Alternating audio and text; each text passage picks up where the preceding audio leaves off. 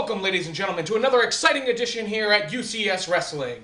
On today's episode, we have a very special phone interview with the one and only vintage heavyweight champion, Kory Chavis. Then later on in our main event, we have one half of Beast Mode, Don Maximo, going up against the Latin assassin, Gus Money. But right now, Josh Rayne is going up against relative newcomer, Bourbon Dragon. Let's kick it to ringside for action. We're jumping right into the contest here. You can see Bourbon Dragon here in the red trying to get Josh Rayne to bow before him. This is actually a sign of respect from where Dragon is from. Now Josh Rayne kicking Dragon right in the mush. Now throwing some stiff elbow shots his way. Now throwing him into the ropes here does Rayne. Rolling under does Dragon. Drop kick to the head sending down Rayne. And a duplicate twice is just as nice. Scaring off Josh Rayne into the corner there with that Karate Kid-like stance by Bourbon Dragon. Very agile is this man from Japan. You're going to hear this crowd really behind Dragon.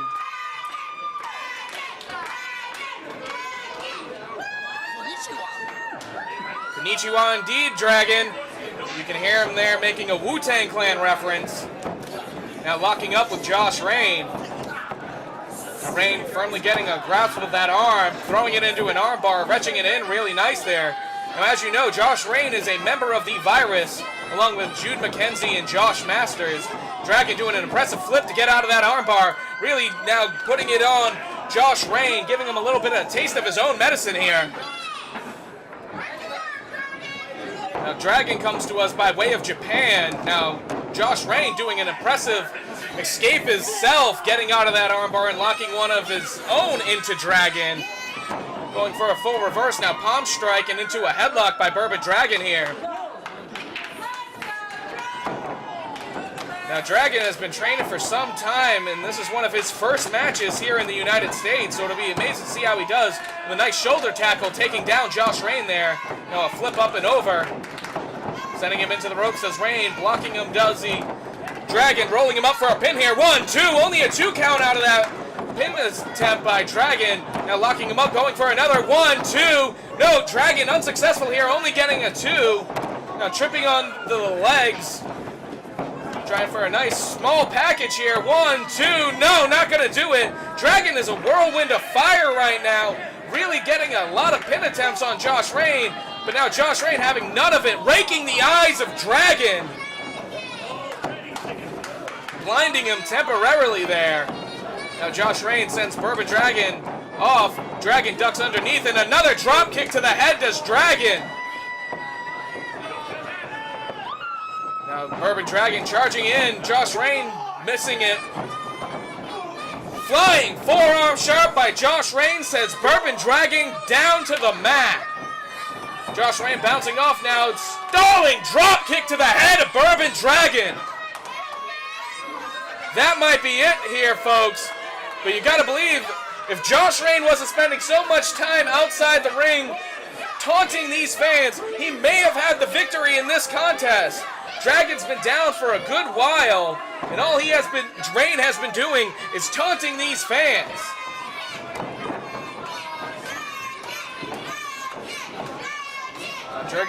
Bourbon Dragon into the corner. Rayne sending him down with a hard fist to the head. Now don't forget, later on in this program, we have that exclusive phone interview with the vintage heavyweight champion, Kory Chavis. It'll be interesting to see what he has to say about not only the Florida Rumble that is coming up on October the 12th, but his means of what he's doing in Ring Warriors as well. Bourbon Dragon now trying to battle back here. Doing the best he can, really sending Josh Rayne here into the ropes. Reversal by Rayne. Drop kick of his own by Josh Rayne. Bourbon Dragon is down here. You gotta believe it will not be long before this match is over and Rayne's hand is raised as the victor. Just pandering to this crowd is Rayne, really giving them all a piece of his mind. Going for a pin now. 1, 2. Once again, if he wasn't showboating so much, you gotta believe he would have the victory here. But unfortunately not the case. Now tying up Dragon. Now Josh Rayne has had many accolades to his career, now sending those hard thunderous elbows down into the face of Bourbon Dragon. Like I was saying, he has had many accolades, and earlier today when I was talking to Rayne about this match, he was telling me that he has made a lot of conquests, he's conquered everything, and defeating a dragon will be no task, will be easy as pie for him. Now mind you, I am paraphrasing a little bit here. I didn't have great note-taking, as you can tell. Now tying up Dragon here is Rayne into a sleeper hold. Dragon trying to get this crowd into him. Really trying to get the power of them behind him, but it's slowly but surely working here.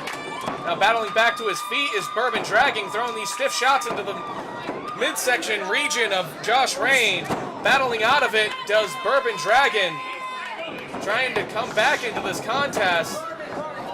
Josh Rayne flipping over, that might be it. 1, 2, no, only a 2 count by Bourbon Dragon. Now choking him does Josh Rayne. A boot to the head will release that very quickly. Both these men now reeling here. You gotta believe the first man to their feet. I'm sorry about that. I guess there was a glitch in our technology here. Battling back into this contest here. You can see Josh Rayne with an enziguri to the head of Bourbon Dragon. Going for a pinfall there. 1, 2. No, it's only gonna be a 2 count. Once again, we do apologize for that technical glitch. We do not know what happened with our technical feed that caused it, but we will continue on here the best we can. Josh Rayne now trying for a back senton.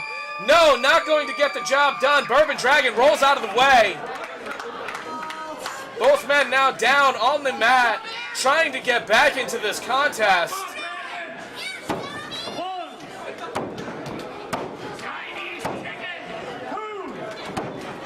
Referee counting it down.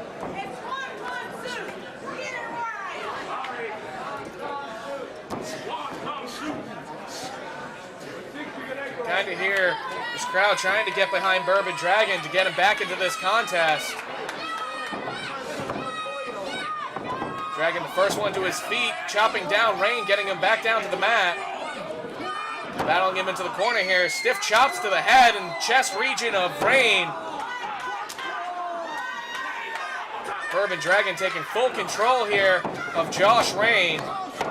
Rayne now throwing him into the corner. Reversal by Bourbon Dragon. Thunderous clubbing forearm shot by Bourbon Dragon.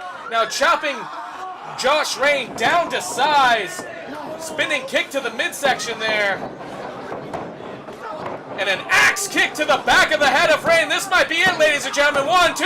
No, Josh Rayne kicking out. Bourbon Dragon only getting 2 on that exchange. Bourbon Dragon has had enough of the beating Josh Rayne has been putting on him throughout this contest. And he is really battling back into this one. Throwing Josh Rayne to the corner with a flying knee. Sweeping him down, taking him down to size. Flying kick to the head. This might do it. 1, 2. No, that does it. Only a 2 count. Arguing with the referee. Really thought it was a 3 there. But now has this crowd firmly behind him, and he is ready to put an end to Josh Rayne once and for all. Trying to go for a scoop there. Not having it. Josh Rayne reverses it, lifting him up. Dragon with those elbow shots, getting out of it. Going for a kick, missing it. Rayne with a knee to the midsection. Lifting up Bourbon Dragon here. This might be it. Takes him down hard. 1, 2, no! 2 count. You gotta believe that was such a devastating move. Landing right on the head did Dragon, and still kicking out. The fire and intensity in this kid cannot be matched. Josh Rayne seems to be a bit frustrated here. Stalling a little bit there on that second rope. Going for that back senton again. Rolling out of the way does Dragon.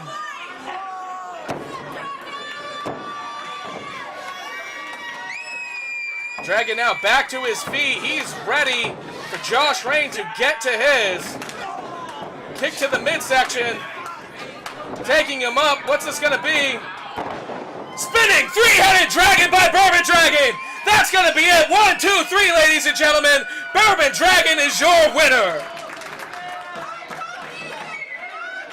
An impressive outing to this newcomer from the Rising Sun. The winner of this contest, the Bourbon Dragon!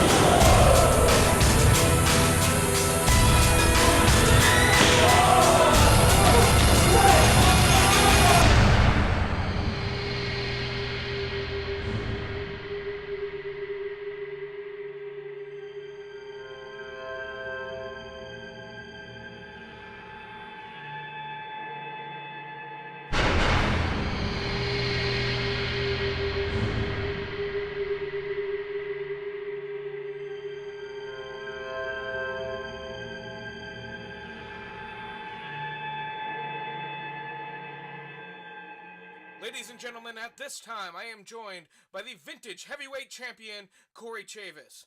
Now, Kory, I want to start off this interview by getting my facts straight here. Now, is it true you are a former CZW Tag Team Champion? Yes, I was a former CZW Tag Team Champion with Onyx, a.k.a. Kyle McNeely, for 2 months. You're an NWA and FIP Tag Team Champion. Yep. You are the winner of the 2012 Florida Rumble, and then went on to Wrestle Brawl to beat Francisco Chiazzu for the vintage heavyweight title. Yes. You are currently the second longest reigning champion in vintage heavyweight history. I didn't know that, but yes. I didn't know. I think I know in January, if I hold it till January, it'll be a year. From what I've gathered from my bit of intel here, the only person to hold it longer than you is Sam Shaw. Nice. So, you are a former vintage internet TV champion?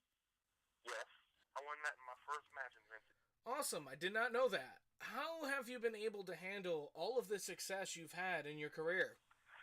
Yeah, I just take it in stride. You know, it's an honor to have all those accomplishments. I just go with the flow, but it's kind of a detriment to the fact that I've worked hard in the years that I've been in the business. I literally started from the bottom up, man, and scratched and clawed my way to the top. So, it's a life-changing thing, man. Now, how long have you been currently as an active professional wrestler? I've been a professional wrestler for just over 15 years now, almost 16. Now, watching the recent Ring Warrior show, I believe Simon Says said on commentary, try saying that one 5 times fast. He said on commentary that New Jack had a bit of hand in your training. Could you go into details about that? How you got into the business and everything like that? Yeah, I had a friend that worked at a job that I used to have about 16 or 17 years ago.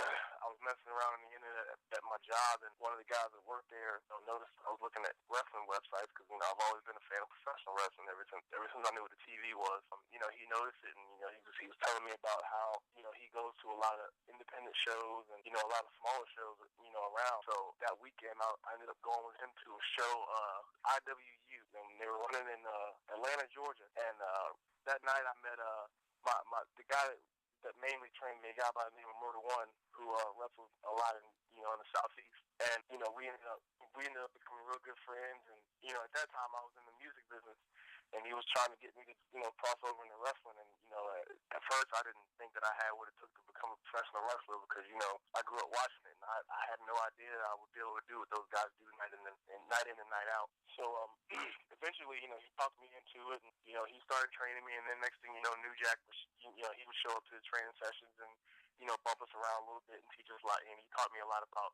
psychology and things like that and the basics next thing you know, man, like New Jack was, he was showing up more and more because, I guess he saw something in me and a couple of other guys that trained with me, guys like Jimmy Rave and a guy by the name of Nemesis that wrestles out in Georgia.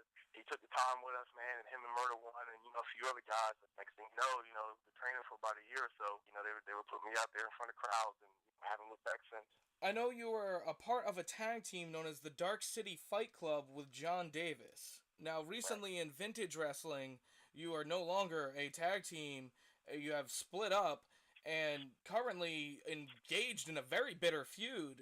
For some of our viewers, can you explain what the tension is between the two of you? Well, it's just it all started. We just after we lost the NWA tag titles, we kind of just went our separate ways. He started doing shows for Dragon Gate USA and Evolve and things like that, and we just kind of went separate ways, and it was one of those things where eventually we were gonna have to cross paths because we both kind of split off and did our own thing, and it just came a point in time at Vintage where there was a point in time where I was supposed to wrestle Steve Corino, and Corino ended up not being able to show up to the show, and John Davis was right there to step into that opportunity, to challenge me for the Vintage Heavyweight title. And I mean, I can't fault him for that. There was an opportunity taken, and we stepped in the ring and locked horns. And from that point on, tempers flared up because we both want to be the best in the business, and in order to be the best, you got to beat the best. And he and I are, two of the best out there. So it was only a matter of time before we were going to lock horns. And tempers, like I said, tempers flared, and we're both competitive guys. So it just came to the point where neither one of us wants to lose, and I think that's what's making it a bitter feud. The fact that neither one of us wants to lose, and we want to establish ourselves as the best the best around. That's where all that came from. It's just a competition thing, it turned personal. So, it is what it is. Speaking of it turning personal, your former manager Shane has said recently that she doesn't recognize you anymore. Do you care to elaborate on that? Yeah, sure. I mean, I'm a guy, I don't like to depend on people. Everything I've done, I've done it myself. And, she got to the point where, she wanted to do a lot more than she was supposed to do. And, I'm the kind of guy that I don't need anybody to help me win titles or help me win matches. And, I just let her know that by giving her a neck breaker in the middle of the ring. So, I did that, and now she went and got behind John, and now she's on the other side of the fence from me. She's my enemy now. Well, how can you said you gave her a neck breaker, and more recently at Tensions Rising, you were going to hit her with a chair. Now, how do you condone such actions? Listen, I'm the kind of guy that if you step inside of a wrestling ring, you're in my world. And, got to break some eggs to make an omelet. Her head was the egg, and I was trying to break it open with a chair to make an omelet. So, she was in the wrong place at the wrong time. I don't condone it, but once again, you step inside of a wrestling ring, you're in my world. So when I say go, if you don't like that, that's just tough. Well, I don't necessarily agree with those actions, but I guess whatever gets the job done. Now, Absolutely. Speaking of Tensions Rising, at the conclusion of the main event, after you and Beast Mode were on the losing end, you guys aggressively attacked both the COD, Circle of Disrespect, and John Davis, specifically handcuffing Davis to the corner of the ring. Now, do you feel like the message has been sent to him in Circle of Disrespect and that you will no longer have any problems with them? Listen, there's always going to be problems. I know, like I said, I know John's a competitor. It's the reason that I chose to handcuff him, because I wanted him out of the way. Listen, at the end of the day, I'm the best heavyweight in the state of Florida. Beast Mode is the best tag team in the state of Florida in Vintage Wrestling. We sent the message to let everybody know that we're the best at what we do. Now, sure, we came up on a losing end. They got the 1, 2, 3. More specifically, John pinned me. But it didn't matter because I'm still the champion at the end of the day. We had to establish the fact that we're the best in the state. At the end of the day, we're always going to win. I'm always going to win. That's just the bottom line. Okay, then. Now, you are the winner of last year's Florida Rumble, and you use that opportunity to cash in and win the Vintage Heavyweight title. Now, what advice do you have for any current competitor heading into the Florida Rumble? Don't win, because if you win, you got to face me. And I solidified myself as the best competitor in Vintage Wrestling, and that's just all it is to it. Now, how do you feel about the possibility, and how do you deal with training against the unknown of who can win that Rumble? I train hard no matter what. I don't care. Like, to me, it doesn't matter who's standing across the ring from me. I train as hard as possible to wrestle whoever because it's professional wrestling. You never know who you're going to be in the ring with. You know, things happen. So you feel very confident that no matter who you face at Wrestle Brawl, you will walk out of there the winner and then go on to have one of the longest reigns as Vintage Heavyweight Champion. Absolutely. I'm in the zone right now, and I can't be stopped. It's great to see that you have so much confidence in yourself heading into the next coming months of Vintage Heavyweight Wrestling. Now, how do you feel about recently on Ring Warriors, New Jack was seen circling ringside watching your match?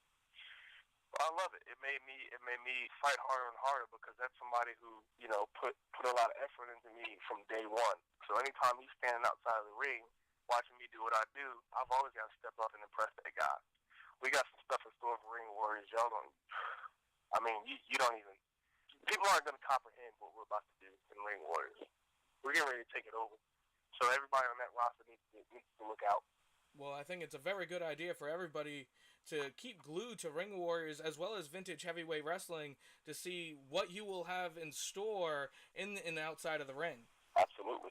Now, switching gears some, Halloween is pretty much right around the corner, and me and you have talked a little bit before about being horror movie fans. What are some of your favorite horror movies and some that you were introduced to? The first horror movie I ever, and I'm showing my age on this one, but the first horror movie I ever went to see in the theaters was Friday the 13th Part 2. Going to being able to see Jason debut pretty much. Friday the 13th Part 2 was special to me. I mean, there's plenty of horror movies that I love. You know, I love all the Halloween. I love all the Texas Chainsaw Massacre. You know, I love all the Nightmare on Elm Street. But to me, Jason is just he's just the man. Even the remake, and I know there's Part 2 coming out soon. So he's top of the ladder when it comes to horror movie icons. I gotta kind of agree with you. Jason is one of my favorites.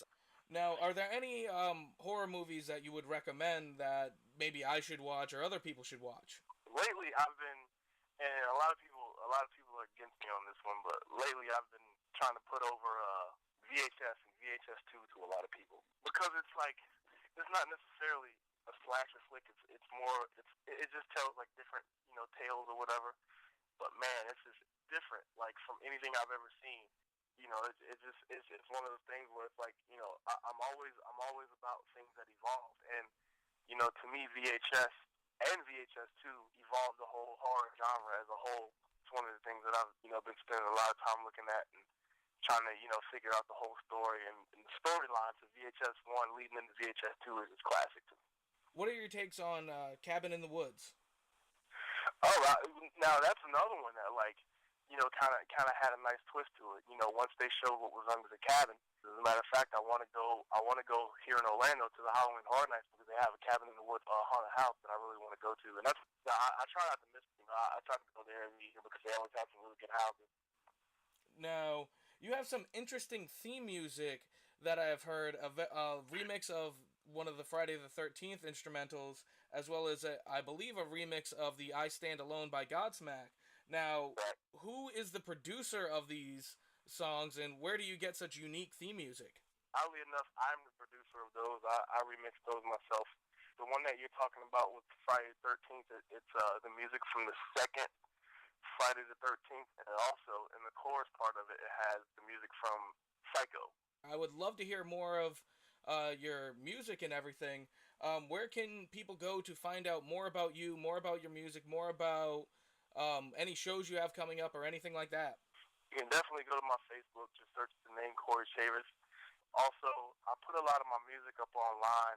Like I said, I don't really push the music stuff yet because I'm not really great at doing it. But I'm just kind of still at the learning stage of it. You can go to, if you want to hear a lot of my music, you can go to SoundCloud.com and just search for Kory the Butcher or Kory Chavis, and once you find my page, you'll hear all the different things that I remix. And then I also have a lot of original stuff that I just kind of played myself on there. So, if you can go check that out, then of course you can follow me on Twitter at Kory Chavis.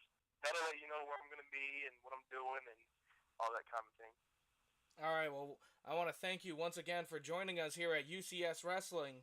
Any last words you want to give to our audience? Just stay tuned, man, because I'm all over the place. So, just stay tuned. Anytime you see Kory Chavis on a wrestling card, you're gonna get one of the best matches that you've seen. You're gonna get one of the most brutal matches that you've seen. So, anytime you see that on the Beast Land, I'm gonna be in your area, man. Come check it out. You'll get your money's worth. Well, thank you very much, Kory, for joining us here at UCS Wrestling. Now, we're going to jump back into the action here as Don Maximo goes up against the one and only Gus Money. There you have the bell, ladies and gentlemen, and this contest is underway. There you can see Don Maximo in the all-black attire. At this time period, he was known as the head of security. He's going up against Gus Money there in the red and the white. Trying to lock up there, ducking underneath does Money. Getting a bit of the better of him here. That quickness of Gus Money, you gotta believe, will take a big hand to this contest.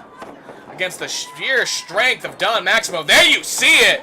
That stiff elbow strike taking down Gus Money. Letting him know he means business here. Now, both these men, vintage all-stars. If you know, October the 12th, Vintage Wrestling will be having the Florida Rumble. 30 men will be competing for one shot at the Vintage Heavyweight title, currently in the possession of the man we just interviewed, Kory Chavis. Now you see Gus Money with a nice snapping neck breaker and dropkick combo, taking Don Maximo down. Only getting a 2 count there. Now, mind you, even though he's only getting a 2 count on that exchange, just tiring any bit of Don Maximo out will help Gus Money in this contest, because it's hard to kick out for 3 when you are winded. Sunset flip over Don Maximo. Maximo now having enough of it, grabbing Gus Money by the throat area, lifting him up high. Gus Money breaking down, clamping into the head of area of Don Maximo down, trying to go into the ropes. Goes for a high cross body, being caught by Don Maximo. Now taking him with a fall away slam, crashing him down hard to the mat. Don Maximo now trying to get firm grasp of Gus Money so he can't fly around and run around this ring. You're gonna hear the crowd behind Gus Money here. Don Maximo, nice, stiff, hard shot to Gus Money's mush. You gotta believe Gus Money had to try to have come as prepared as he could for this contest. But how do you compete with a man who's one half of the Vintage tag team known as Beast Mode? Of course, him and his tag team partner, Biff Slater, 2-time Vintage tag team champions, and having the longest single reign in Vintage wrestling history at 245 days. There you see another hard elbow smash to the mush of Gus Money. Don Maximo is every bit as deadly and lethal as a bear. You can see it by the sheer size of this man. You gotta believe each striking blow that Gus Money takes by the big Don Maximo takes a lot of energy and a lot of strength out of him. You gotta give it to Gus here, really trying to get the heart to battle back into this one. But Maximo in firm control of Money here. Now Money is no slouch himself. He is a former member of the Latin Assassins with Mike Cruz, who over the past few months they've been engaged in a bitter feud over at Vintage Wrestling. They as well were 2-time tag team champions.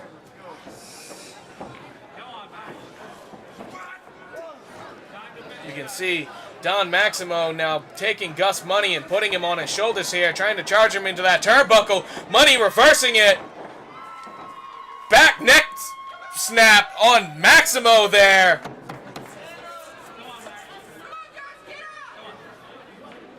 That cutter-like device to the back of the neck really had to send Don Maximo reeling there.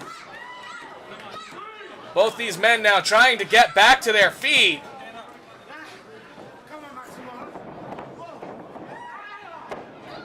Gus Money now sending some stiff shots to the face area of Don Maximo. Really try to get fired up and battle back into this contest. Now diving knee drop kick. And a charging knee to the head of Don Maximo. This might be able to get him back into this contest here. 1, 2. No! Don Maximo kicking out at the 2 count. But once again, really going to tire out Don Maximo here after those fatal strikes. Trying to charge in there, Maximo does. But Money catching him with the boots to the face. Now taking him down hard. Gus Money is firmly fired up and ready to take this contest all the way home. Diving elbow strike to the throat area of Maximo. 1, 2. 2 count there. Gus Money firmly has this crowd behind him, and he's ready to get the win out of this one. Just trying to figure out the right combination of strikes that'll do it for him. Kick to the midsection there. Bouncing off to the ropes. Catching him does Maximo. Sidewalk slam. And Gus Money is back on his back. Maximo going for the pin there. Only getting a 2 count. You can hear the crowd chanting for Gus Money. There you see one of Maximo's cohorts, Shane Swift.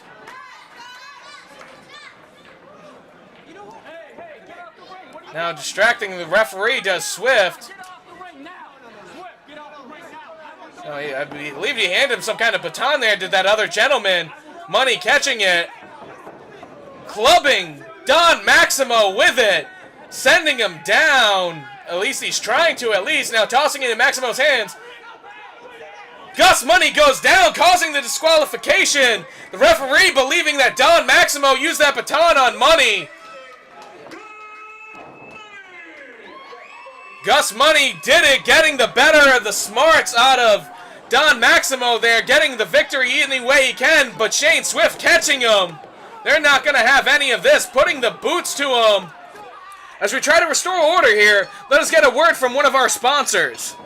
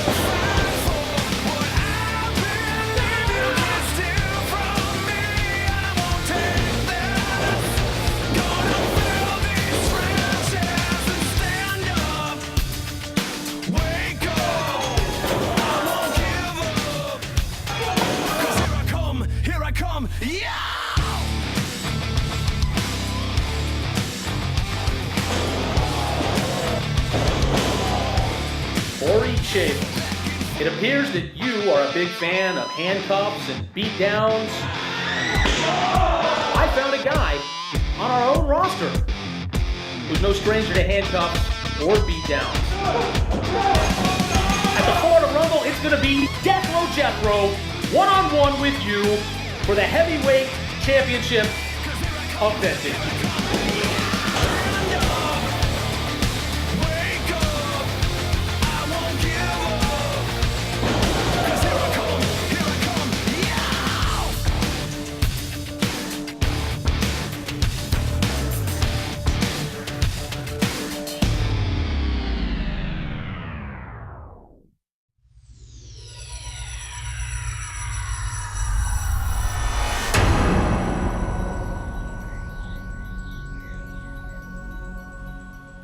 That's going to do it for us here, ladies and gentlemen, at UCS Wrestling. Now, if you want to find out any more information about the wrestlers that have been featured on this show, please go to the Vintage Wrestling Florida Rumble on October the 12th or Brawl USA Slapsgiving on November the 9th. Now, until next time, ladies and gentlemen, on behalf of everybody here at UCS Wrestling, please take care of each other.